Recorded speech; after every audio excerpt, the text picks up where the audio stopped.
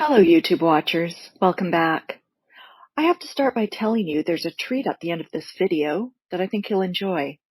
One of my watchers wrote a poem, an ode, if you will, to the many women who have written letters to Watt since embarking on his new beginning, as Cindy calls it. But first, we take a look at the strange love triangle Chris has gotten wrapped up in at his new home in Wisconsin, which he refers to as the institution. It'll give you some insight into what happens to many of the letters women write to these high-profile murderers. For this video, I have two new characters to introduce you to. This is Christa. She was recently featured on an episode of the Lifetime series called Cellmate Secrets. I don't think I can use any of the clips, so if you have any desire to see the full episode, you'll have to subscribe to one of the platforms that streams their content. For now, I'll just read what she said and show some screenshots. She starts, I'm Christa, and I met Chris Watts from writing to him in prison. I've never seen a case in history that somebody took a plea agreement so quickly. A case was completely ended and not investigated. And there's all these different theories because normally this would be going on in a trial for years, and it was only 2 months to this plea agreement. That's what caught me. The narrator goes on to claim prisons are a familiar territory for the 42-year-old former prison psychologist who recalls visiting her incarcerated father when she was a child. Christa admits that being intrigued by criminals is in her DNA. Then Christa continues, My mother was always fascinated with Charles Manson from when she was younger. I do think my mom was attracted to my dad because he looked so much like him. Before she met my father, she was on her way to go to the Manson family to live on the ranch with Charles Manson. Then she saw my dad, and my dad saw her, and they just hit it off. She goes on to say, It's pretty interesting because my mom did stand up for Charles Manson, and I'm standing up for Chris Watts. Here's more in her own words from an appearance on another YouTube channel. I believe that Chris is innocent. I'm sorry. That is my belief.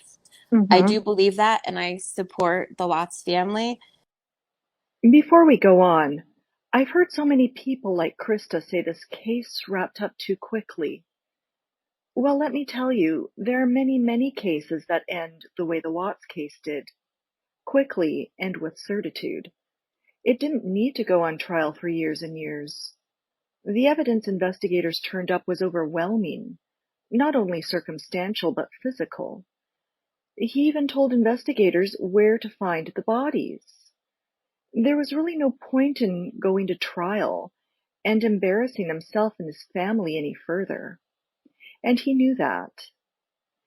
And why do all these women keep proclaiming Chris as innocent?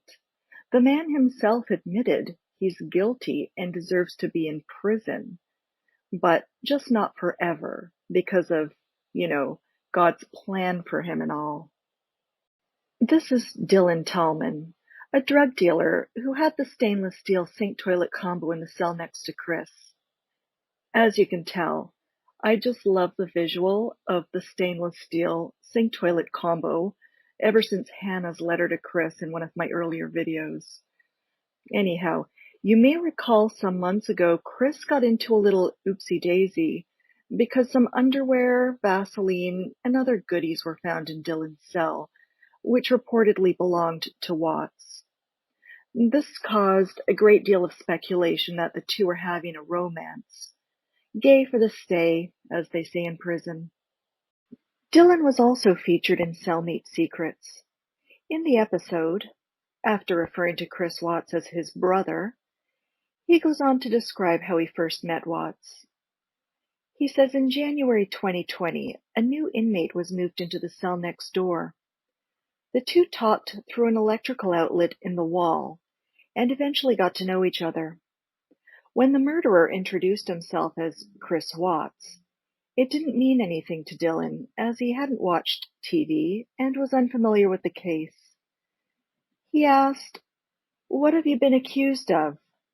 And Chris replied, "Well, what they say is, I killed my family." This is the letter that started it all. I'll read the little I have of it. Dear Chris, I hope it's okay to call you Chris. Please let me know if you'd rather be called Christopher. My name is Christa. However, everyone calls me Chrissy. I've been waiting a long time to write to you, and I hope that you will write back and we can be friends. I'm sure that you have a lot of friends, but I can really use a friend, and maybe you can use a new friend too.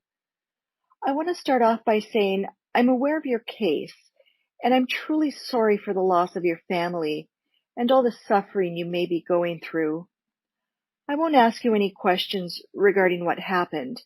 However, I'm here if you need a friend and someone to talk to. I'm hoping that what we tell each other will remain between us. I find this last sentence a bit ironic considering this woman's been whoring herself out to whatever true crime YouTuber will have her on as a guest. Now, here's a little more from Dylan and Christa discussing how it came about they started writing to one another. I'm going to summarize again from Cellmate Secrets the events leading to Dylan acquiring and responding to Christa's letter, which will be followed by an audio clip of Christa discussing how it came about that they started writing to one another. Dylan says an entertaining topic of conversation with Chris would be the many fan letters he would receive. They were weird. He'd throw most of them away, Dylan says. But there was one particular letter that Chris doesn't throw away. It's from Christa. It was a 3-page letter offering support, and it gets his attention. Next, Dylan says, Chris approaches him and says he felt like the Lord told him to give that one to him, saying, "Man, I think this one is for you." To which Dylan replies, "Nah, man, I'm not messing with one of your groupies." After some encouragement, Dylan writes to Christa, introducing himself as Chris's brother in spirit. And he receives a letter back from Christa, but to his disappointment, it was clear she was writing to Chris through him. Now let's hear Christa explain it. He talked about why Chris didn't write back, that he had a girlfriend. And in the letter I wrote back, I made it clear that I wasn't interested in Chris as dating or a fangirl or anything in that way. I was just wanting to talk to him about helping him and explaining things, kind of what's going on the outside and how I could help him and his family.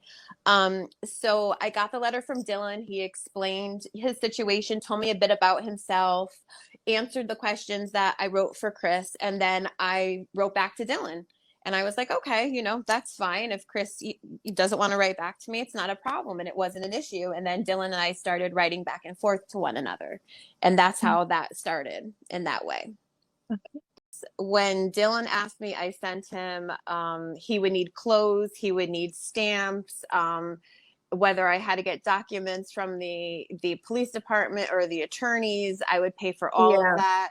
I sent him over one time. It was a $300 on his books, another $300 on his books. He asked me to send Chris $100 on his books. I sent David Carter $40, and a couple other inmates, because Dylan couldn't have money in his commissary because he was on appeal hold and he owed money. So he would have me send it to other people, and then he would be able to get the money that way. So I spent, and plus, of course, using IC Solutions for phone calls, everything totaled up over between, he needed thermo shirts, whatever. And at the time we were dating, we were together. We thought we were going to have a future together at the time. Of course, you're going to do, what you can to help somebody that you're with. So I did whatever I could to help them. And it was well over good, probably about $4,000 between phone calls, between letters, like clothing, hats, food, whatever it was. And you guys, that's what inmates need. Like, I think this image depicts the only love triangle Chris can hope for these days. But this really goes to show you what con artists these inmates are. If we look at the timeline, Christa wrote her letter to Watts on May 6, 2020. which was likely traded to Dylan for a pack of ramen noodles. And a couple of months later, boom, these two are engaged. This foolish woman was taken for thousands of dollars. But this brings me back to her assertion that she had no interest in Watts romantically. But to me, it seems she was desperate to get close to him and grabbed onto the next best thing, Chris's brother in spirit, Dylan. And apparently this holy trinity, Immaculate Brain Trust, is writing a book of prayer called Revelation and the Reckoning, with chapters such as Fools Rush In and Righteous Anger. Here's a passage from Breaking Down Walls. Dear Heavenly Father, I've put up walls bigger than a fortified city. There are strongholds I have allowed the enemy to put in my mind, and I built thereon. The foundations of fear, of insecurities, and of failure are stacked higher and higher until they tower over me. My past is a blueprint, and the devil the architect. While I watch his fallen ones build stone upon stone every day, I see these walls as insurmountable, a barrier that blocks me from enjoying your love, your peace, and of your joy, O Lord. You are my master builder. Help me walk around these walls, sound the trumpet and shout that they may come crashing down like the walls of Jericho. And it goes on, but I'll spare you from the rest. You'll just have to buy the book. And if you do, I hope most of the proceeds goes towards restitution to his victims. And now your treat for making it to the end of the video. But first, a reminder to subscribe if you haven't, to help me make it to 1,000 subscribers, which will allow me access to new and exciting YouTube creator features that will hopefully help me put together better videos. And I had a goal date of Halloween, but with your help, I think we can make it by Canadian Thanksgiving. Here is our ode to the women who write to Watts. And as I read it, it really hits home how desperately foolish these women are. Wistful Watts women, wife wishing. Chrissy, Chrissy, Chrissy Watts, many women like you lots, imagining a prison rendezvous with a fetching slaughterer just like you. I dream of the day you pay me attention. The wait and the hope cause me such sweet tension. 'Cause there aren't too many men like you who kill their wife and daughters too. Ever since I saw you in the news, I could see your soul and I felt your blues. I think that I could help you feel better with a contact visit or through a love letter. I dream of you day and night, Mr. Watts. As I write this, my stomach in knots. I ask you, allow me a place in your life. It would be different from how it was with your wife. Please, please read my letters, please. Your friendship with Jesus brings me to my knees. With faith unwavering, you carry God in you. Oh, Chris Watts, let me be wife number 2. The description below includes a credit to the writer along with the full poem. If you enjoyed it, hit the like button. I'll aim to get my next video up either this Tuesday or Wednesday. I can't say what it might be about because I never know what rabbit hole I'm going down next. As always, thanks for watching, and I look forward to your comments.